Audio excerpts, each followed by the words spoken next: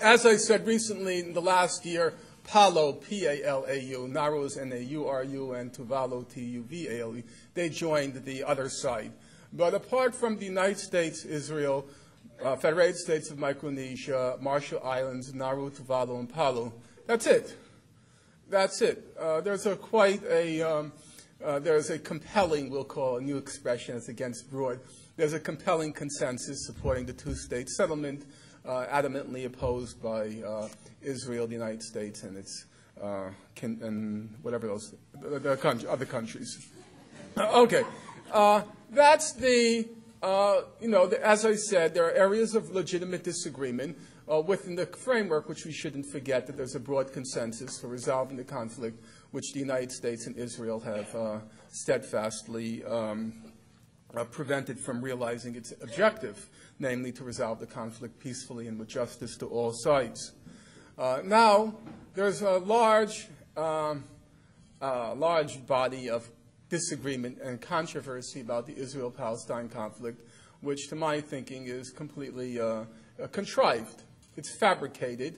Its purpose is to divert and to confuse people about what the real issues are in the Israel-Palestine conflict. And it's those fabricated sources of disagreement which I think account for most of the controversy and the disagreement surrounding the Israel-Palestine conflict. And I want to discuss three of those, to my thinking, the three major areas of contrived or fabricated disagreement about the Israel-Palestine conflict. Those kinds of disagreement, the aim and purpose of which is simply to divert attention from the real issues or to simply sow confusion about what are the real issues. One form of this fabricated disagreement is the effort to mystify the conflict, to envelop it in this ideological cloud and to pretend that it simply can't be understood unless you have some grasp or the equivalent grasp of rocket science or particle physics. That this is a very difficult conflict to understand. It goes back, you usually hear things like it goes back to biblical enmities, ancient hatreds, or more recently, clashes of religion, clashes of civilization, that it can't be compared to any other conflict. The fancy word is the conflict, they use the Latin expression, it's sui generis, it can't be compared, or in the language we're more accustomed to, it's unique. Like the Nazi Holocaust is unique, and the Jewish people are unique, and the Jewish nation is unique. Anything involving the Jews is always unique. You can't compare. And so the Israel-Palestine conflict involves Jews, so you can't compare. It's unique. Well, the fact of the matter is, I don't think it's particularly complicated at all. And if people make the most ordinary sorts of analogies with reasonably comparable situations, it's perfectly clear what happened and what's happening now. Not difficult at all. Let's take the question of resistance. What accounts for the resistance of the Palestinians to, or the resistance over the last 100 years to the Zionist and later the Israeli enterprise? Well, I was kind of surprised when I opened Benny Morris's book, his bigger volume called Righteous Victims. I'm reading the book, and at some point he writes, early on in the book, he writes as follows: "The fear of territorial dispossession and displacement was to be the chief motor of Arab antagonism to Zionism. The fear of territorial dispossession and displacement was to be the chief motor of Arab antagonism to Zionism." Now, some of you are wondering, well, what's such a big deal about that sentence? I could have written it. Yeah, it doesn't look particularly brilliant, profound, and yet, when I read it, the words kind of leapt off the page for me. Why did they leap off the page? Well, notice what he doesn't say. He doesn't say it was anti-Semitism that was the chief motor of Arab antagonism to Zionism. He doesn't say it's hatred of Jews or hatred of European civilization or all of those other commonplaces we hear nowadays. His explanation is perfectly straightforward and perfectly uncomplicated, simple. They resisted Zionism because they feared as it turned out, rightfully so, that if the Zionist movement succeeded in reaching and achieving its objectives, it would be at the expense of the indigenous population, that the indigenous population would be dispossessed and displaced.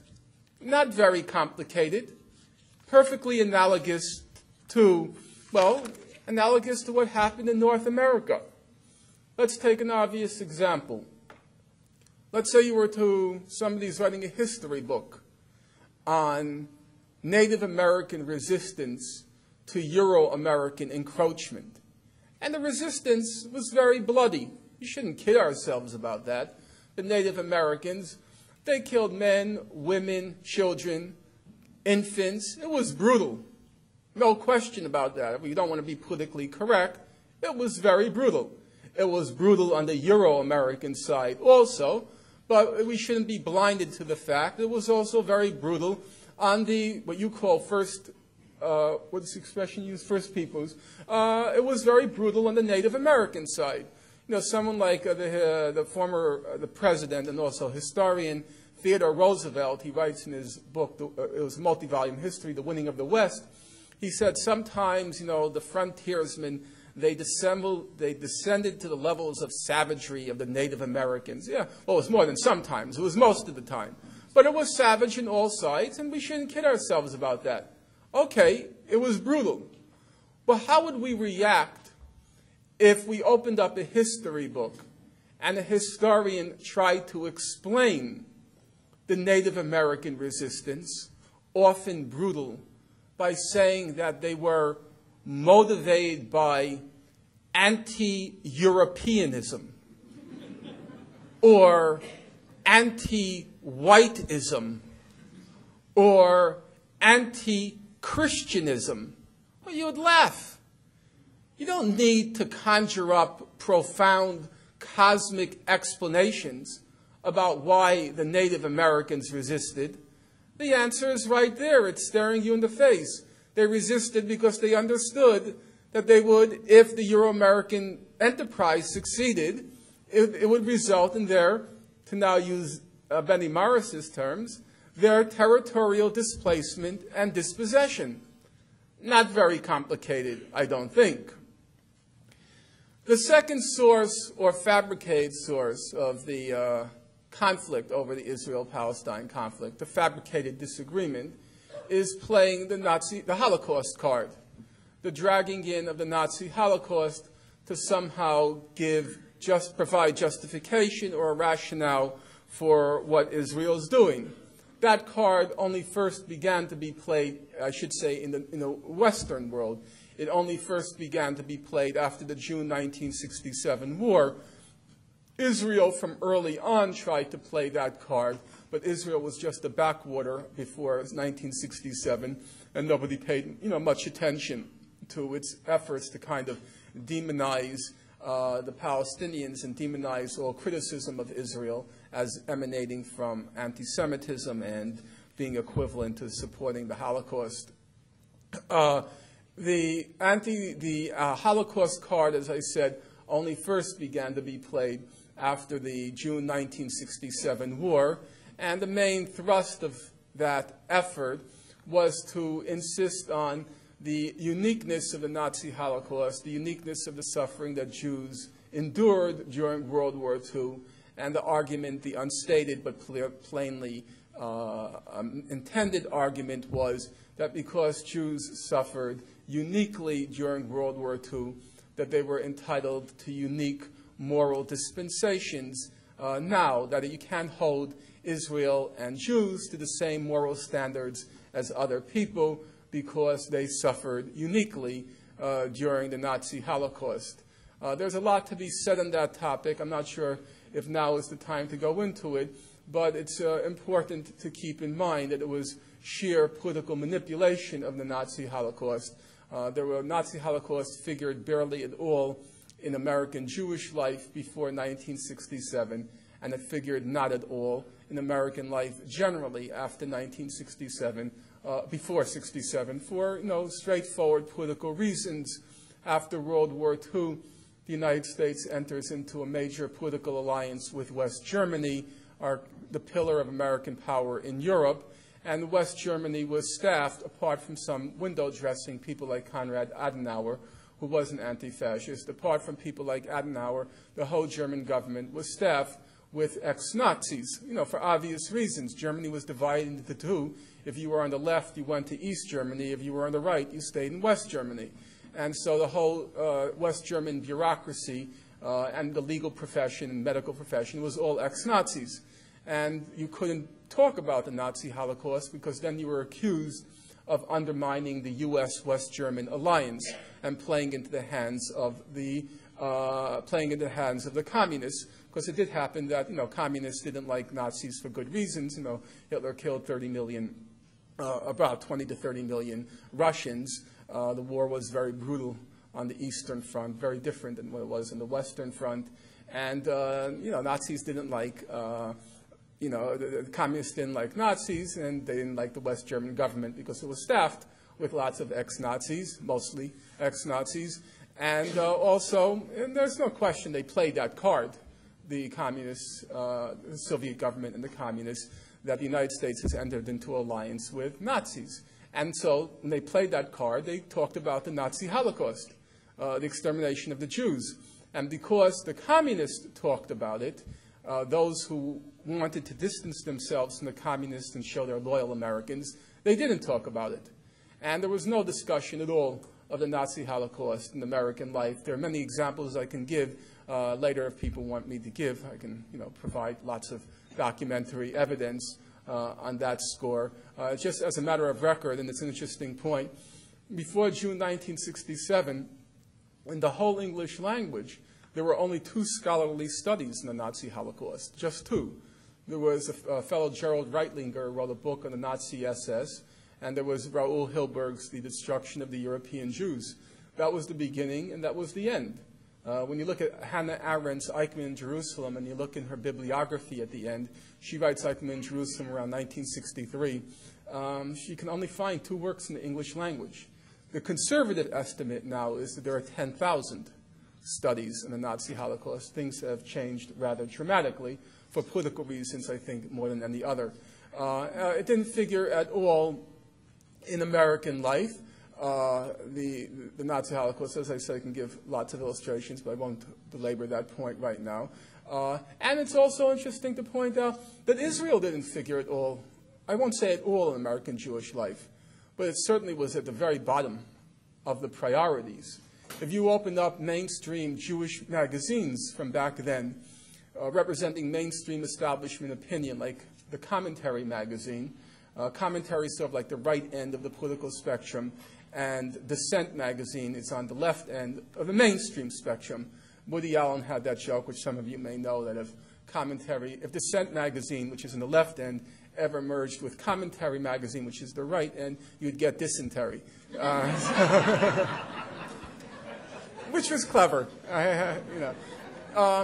If you look in Commentary magazine, they used to have in their front cover around the list of all the articles in the magazine, a kind of index in the table of content in the front cover. And usually it was like article number 11 or 12, all the way at the bottom. There'd be something like Israeli kibbutz, and that was it. It was they kept themselves, they kept the distance from Israel, American Jews, again for political reasons. There was always the fear of the dual loyalty charge. That who is your first loyalty to, Israel, the United States? This is before Israel was a main ally of the U.S., so there was a fear of the dual loyalty charge. And there was also a fear of being associated with Israel, which at that time had a profile as a leftist country. These are mostly, people like Ben-Gurion are mostly, they're immigrants from Eastern Europe, have a deep affinity with the leftist, even communist movements of the time. They wanted to be part of the Third International. They were rejected. That's the Leninist International. They joined the Socialist International. They saw themselves, Ben-Gurion admired Lenin, and in general, they were people of the left. And then they had the kibbutzim, and they had this austere lifestyle, and so on and so forth, which was not only alien to American Jewry, but also a source of fear. And so they kept Israel at arm's length as well.